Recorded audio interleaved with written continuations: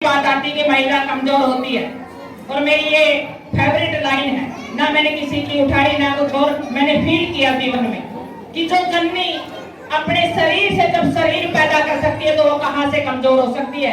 ये हमने कहीं ना कहीं मानसिक रूप से ये दिमाग में बढ़ा रखा है कि महिला कमजोर हो सकती है। जो बच्चे को, जो सृष्टि का निर्माण करने वाली होती है वो महिला ही है। आप एक बार अपना आकलन करके देखिए, आप कहीं से भी कमजोर नहीं है। जब सुबह 4 बजे उठती हैं आप और रात को 12 बजे सोती हैं, पूरा दिन बड़े बुजुर्ग छोटे बच्चे सबका ख्याल आप रखती हैं और अपना ख्याल भूल जाती है, तो माँ से बड़ा कोई नहीं। मेरे सामने छोटे छोटे बच्चे बैठे हैं, मैं इनको एक ही बात कहूंगी, माँ से बड़ा कोई शिक्षक नहीं है। सबसे पहली गुरु माँ होती है। माँ के जीवन का अगर हम एक दिन से काम नहीं चलेगा, हर पल मातृ दिवस होता है। अगर माँ की एक पल को भी हम फील कर लें तो माँ वो परमात्मा है, वो ईश्वर है जिससे हमें बहुत कुछ सीखने को मिलता है। आती भूखी रहेगी और ये सोचेगी कि मेरा बच्चा खा ले और वो अपने बच्चे के चेहरे पे मुस्कान देखना चाहती है, तो इससे बड़ा क्या हो सकता है। और हमारे हरियाणा की एक कहावत है कि माँ तो पठियारी भी पाल दे और बाप चाहे राजा हो।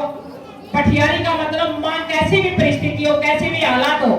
कई बार सिचुएशन जब समाज में हम देखते हैं, मैंने भी वो दिन देखे हैं जब मैं 12 साल की थी तो मेरे पिता इस दुनिया से चले गए और मेरी माँ ने, एक किसान परिवार में होते हुए मेरी माँ ने कितने दुख तकलीफों से हमारे को यहाँ तक, आज मैं जो बोल रही हूँ वो मेरी माँ की बदौलत बोल रही हूँ, मैं कुछ भी नहीं। यानी कि एक माँ पठियारी होकर के भी, एक गरीब होकर के भी, उसकी हालात से कैसी भी हो, वो फिर भी मजदूरी करके, खेतों में काम करके, पशुपालन करके वो अपने बच्चों को, आज जितने भी बच्चे हैं एग्जाम्पल उठा लीजिएगा, चाहे यूपीएससी का एग्जाम्पल हो, चाहे ओलंपिक का एग्जाम्पल हो, चाहे बिजनेस का एग्जाम्पल हो और चाहे वो बड़े से बड़े नेता हो, आज उनके पीछे की स्टोरी जब आप देखेंगे तो हर के पीछे माँ का हाथ है। सभी कामयाब जो व्यक्ति हैं वो माँ ने बढ़ाए, क्योंकि माँ त्याग की मूर्ति है। जो त्याग माँ कर सकती है वो कोई नहीं कर सकता। लेकिन छोटी सी एक बात, आने वाली 21वीं सदी में जब मैं फील करती हूँ, फील्ड के अंदर रहती हूँ, लोगों के बीच में रहती हूँ, थोड़ा सा मैं फील करती हूँ। 2 एक कड़वी बात भी जरूर बता के जाऊंगी। ग्रामीण परिवार से सारी मेरी चाची ताई बैठी है, जो मम्मा के टूम लेके आ गए हो ना, उनकी रखवाली करना छोड़ दो। असली टूम आपके बच्चे हैं, यदि आपने इनके ऊपर ध्यान लगा दिया तो आने वाले समय में आपने कमाने की जरूरत नहीं है, यही आपकी असली प्रॉपर्टी है। क्योंकि जब मेरे जीवन की, मैं आज से 20 साल पीछे गैप जाऊं, जब मैंने अपनी यात्रा शुरू की, इतने अच्छे स्कूल गांव के अंदर नहीं होते थे। प्राइवेट स्कूल होया करते इथाई में, जो बालक नहीं नौकरी लग गया वो मास्टर बन के नहीं इथाई में स्कूल खोल लिया करता, तो इथाई में स्कूल होया करते। इतनी अच्छी संस्था, इतने अच्छे प्रोग्राम हमारे सामने नहीं होते थे। लेकिन आज माओ को मैं एक ही बात कहूंगी कि आज वो समय है, अगर हमने बच्चे के ऊपर ध्यान नहीं दिया, अगर बच्चे को हर दिन ट्रीट नहीं किया, तो वो समय अलग था कि बच्चे बहुत कम बिगड़ते थे। लेकिन आज जो मोबाइल का ये जमाना है, जो ये मोबाइल है, छोटे छोटे बच्चों के हाथ में जो मैं देख रही हूँ, 20-20 मिनट की रील आती है जो सारा दिन चलती है, आप भी देखती है सारा दिन, सेकंडों के हिसाब से 20 सेकंड की एक रील आती है जो मैं देखती हूँ। उसमें जब हम देखते हैं ना तो हजारों ऐसी नेगेटिव चीज आती है, पता नहीं बच्चे के सामने क्या आ जाए, क्योंकि बड़ा व्यक्ति तो उसमें आंदोलन कर लेता लेकिन छोटा बच्चा आंदोलन नहीं कर पाता और वो उनसे प्रभावित हो जाता, प्रभावित होकर वो फिर गलत श्रेणी में चला जाता है। तो मैं आप सभी माओ को एक ही बात कहना चाहूंगी कि जब आपका बच्चा कोई ऐसा इक्विपमेंट लेके बैठा हो कई देर तक, तो उसके ऊपर ध्यान दे, क्योंकि बच्चे की शुरुआत वहीं से होती है। बच्चे का डेली ध्यान रखना। मैं मेरी माँ की बताऊं, वो पढ़ी लिखी नहीं थी, लेकिन वो मेरे को कैसे उन्होंने किया, जब मैं स्कूल से 5 मिनट भी लेट होती थी तो पूछ लेती थी ये 5 मिनट कहाँ लगी, और बच्चे को एक डर होता है कि ये 5 मिनट कहाँ लगी, और मैं फिर अपनी माँ को बताती थी। हालांकि वो कोई पढ़ी लिखी नहीं थी, लेकिन उन्होंने ये पता था कि बच्चे की टाइम की कितनी बड़ी वैल्यू है। तो आप भी अपने बच्चों को डेली पूछे कि बेटा कहाँ बैठे थे, किस संगत में आप रहते हो। ये चीजों का बहुत जरूरी ध्यान रखना जरूरी है, क्योंकि अगर आप ऐसा नहीं कर पाओगे, स्कूल में टीचर पढ़ा सकता है लेकिन पूरा दिन ध्यान आपने अपने बच्चों का खुद रखना पड़ेगा। और इसलिए मैं ये कहती हूँ मैं भी ग्रामीण परिवेश की लड़की हूँ, क्योंकि जो चाची ताई होती है उनमें तीर और ये टूम कड़ी प्यारी हो है। और ये मैंने रियलाइज कराया, मेरी मदर कहा करती कि असली टूम आपके बच्चे हो, यदि उनको ऊपर ध्यान दे दिया ना तो आने वाले समय में आपको कमाने की आवश्यकता नहीं, आपके बच्चे अपने आप आपको कमा के देंगे। दूसरा, मैं भी एक लड़की हूँ, आपको एक बात और कहूंगी, महिला के अंदर आदत होती है, हमारी बोलने की आदत होती है, हम चर्चा करती हैं। आज 21वीं सदी है, चर्चा का विषय बदल दीजिए। हमें कहते हैं जब हम गांव में होते हैं कि महिला ठाने में ठीक कहीं भी चुप नहीं मिलेगी, उसको पॉजिटिव कर दीजिए, चर्चा कीजिए, पॉजिटिव कीजिए, उस चर्चा को बदल दीजिए। वो पहले वाली मुद्रा थी कि भीख दैया नहीं ले आई, भाई नहीं है, फलाना नहीं है, वो नहीं है, उस चर्चा का विषय बना दीजिए कि भाई बच्चे क्या कर रहे हैं, आपका बच्चा क्या कर रहा है, आपका बच्चा स्पोर्ट्स में अच्छा है, आपका बच्चा शिक्षा में अच्छा है, मैं मेरे बच्चे को किस उसमें डालूं, मेरे बच्चे को कैसे ग्रोथ करूं। यदि आप छोटी जिंदगी में, मैंने एक ही चीज देखी है, सफल और असफल व्यक्तियों में थोड़ा सा डिफरेंट होता है, सिर्फ और सिर्फ चर्चा का माहौल का। वो किस विषय पे बात करते हैं, वो किस माहौल में बैठते हैं। यदि आपने विषय को चेंज कर दिया, यदि आपने पॉजिटिव, आप डेली इस चीज को अपना करके देखिए आप अपनी जिंदगी में। मेरी माँ ने अनपढ़ थी मेरी माँ, लेकिन जब भी मैंने किसी मिशन को लेकर के उनके सामने रखा तो उन्होंने एक ही बात कही कि बेटा आप कर सकते हो, आप कभी भी हार नहीं सकते। हमेशा उन्होंने हमारे अंदर एक पॉजिटिव ऊर्जा भरी, अच्छी सोच दी, और उस सोच की बदौलत आज मैं आपके सामने हूँ। मैंने कुछ नहीं किया, सब मेरी माँ की सोच ने किया। इसलिए मैं आप सभी को कहती हूँ, अगर मेरी माँ ये कहती नहीं बेटी लड़की है तू बाहर मत जा, ये हो जाएगा वो हो जाएगा, लड़कों से मिलेगी, तो शायद आज मैं इस मुकाम पे नहीं होती। शायद मैंने विश्व की सबसे ऊंची चोटी माउंट एवरेस्ट, जितनी भी मेरी चाची ताई है उन्हें तो शायद नहीं पता होगा, नई जनरेशन की सारी बहू बेटी है जितनी भी है, मेरे साथ की साथी लगा है मेरे को, लगभग सभी को पता होगा विश्व की सबसे ऊंची चोटी माउंट एवरेस्ट है। उसको मैंने 4 अभियान किए हैं और 3 बार मैंने अपने देश का तिरंगा माउंट एवरेस्ट की सबसे ऊंची चोटी पर लहराया है।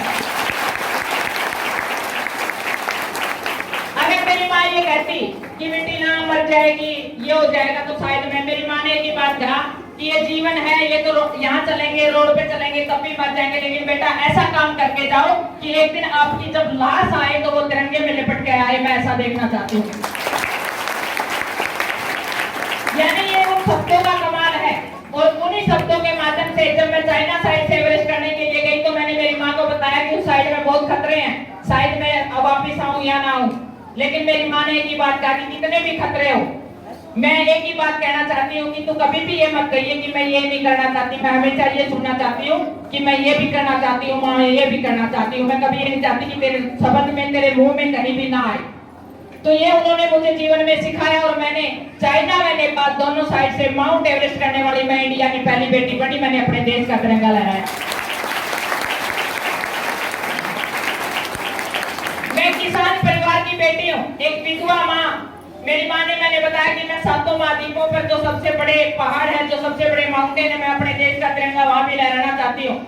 तो मेरी माँ ने बिल्कुल भी ये नहीं कहा कि ये असंभव है, उन्होंने कहा कि बिल्कुल बेटा जो ये लाइनें आप पढ़ रहे हैं, वो 7 महाद्वीप जो देखने का मुझे अवसर मिला वो मेरी माँ के आशीर्वाद से मिला, और मैंने अपने देश का तिरंगा उन 7 महाद्वीपों पर लहराया। जब मैं अंटार्कटिका जैसे महाद्वीप पर क्लाइंबिंग के लिए गई तो मुझे वहां पर मेरी आंखों में खुशी के आंसू थे कि मैं इतनी ताकत, इतनी पावर माँ में होती है। और कभी भी अगर अपने देश का नाम आपने गौर से, ध्यान से लिया हो तो भारत माता लिखा जाता, भारत बाप कभी भी नहीं लिखा जाता, इतनी बड़ी पावर माँ में। मैं ज्यादा समय लेकर के इतना ही कहूंगी कि जितनी भी मेरे ग्रामीण परिवेश की जितनी महिलाएं बैठी हैं, आज का जो समय है, 21वीं सदी का जो समय है, ये समय ऐसा है, यदि आपने बच्चे के ऊपर, एक टाइम था कि 10वीं +2 के बाद बच्चा कामयाब हो जाता था, लेकिन यदि आज हमने 7-8 साल से बच्चे के ऊपर ध्यान नहीं दिया तो आने वाले समय में आप उस बच्चे को कैच नहीं कर पाओगे। और ये स्कूल के साथ साथ पेरेंट्स की, क्योंकि पहले गुरु माँ बाप माने गए हैं, उसके बाद स्कूल के टीचर माने गए हैं, तो सबसे बड़े गुरु, सबसे बड़ा स्कूल, सबसे बड़ी शिक्षा घर होता है। मैंने हर काम घर से सीखा है। आज भी मैं, अगर मैं थाने में हूँ तो एज ए इंस्पेक्टर मैं पुलिस का काम कर रही हूँ, अगर मैं आज प्रोग्राम हूँ तो एज ए मोटिवेशनल स्पीकर आपके बीच में हूँ, यदि मैं सोशल काम कर रही तो मैं लोगों के बीच में हूँ, यदि मैं गेम में हूँ तो 100% मैं गेम में हूँ, यदि मैं घर चली गई तो 100% वहां मैं थानेदार नहीं हूँ, वहां मैं अपनी माँ के साथ गंदे से गंदा मिला करके घर का काम करती हूँ सारा। आज मेरे घर में 12 गायें हैं और मुझे बड़ा अच्छा लगता है घर जाकर के गायों के साथ काम करना, उनके साथ टाइम बिताना। और छोटी सी बात मैं अभी बता देती हूँ। अभी सर्दी का मौसम था और मैं घर पे थी, तो सर्दी जैसे खत्म हुई, अपनी सर्दी में बारिश बहुत हुई थी और माँ होती है ना, जो गांव की माँ होती है, उसने पेटोड़ा बहुत प्यारा हुआ। तो मेरी माँ बोली कि बेटा आपकी बात तो जाटा में गुस्से नहीं हुई है, और मेरे को तो लगा कि कहाँ चाट रखूंगी क्या करूंगी। तो मैंने अपनी माँ की उस मायूसी को, उस खुशी को देखा कि भाई इसकी ये खुश कैसे होगी। मैं 3 दिन घर पे रही, मैंने टारगेट बनाया, जितनी भी महंग पड़ी थी 1000 को से बात के गई, एक बिटोड़ा बन गया। तुम मेरे ताई होगी क्योंकि सोना बहुत महंगा हो रहा है। फिर हमारे हरियाणा का कल्चर रहा है, ज्यादा समय न लेकर के इतना ही कहूंगी, जो हमारी ओरिजिनल है चीजें हैं उनको हम खत्म ना करें, उनको बच्चों को बताएं। आज गुड़गांव जैसे शहर में ले जाकर के एक भाई ने बहुत बड़ा वो बना रखा है फार्म हाउस, और उसमें क्या खड़ा रखा है, गंडासा पुरानी जो हमारी होती थी बूगी, वो लगाई माँ भाई का, उसके पैसे दे के आ रहे लोग, अपने बच्चों को दिखा रहे हैं। हम कहाँ जा रहे हैं, सोचने का विषय है। यानी एक गंडासे को चलाने के लिए हम 1000 रुपए गुड़गांव जाके दे के आ रहे हैं, यहाँ घर गंडासे होते थे। कहाँ गई हमारी असली संस्कृति। मैं ये इसलिए कहना चाहती हूँ क्योंकि वो रोजमर्रा के काम थे, उससे हमारा फिजिकल फिट रहता था, हमारा दिमाग फिट रहता था। आज बाबा रामदेव मुकाबले हुआ था ना, वो बना चाकी चला कर लुगाई दो काम आएगा, एक्सरसाइज भी आएगा, के कर्माटा भी आएगा।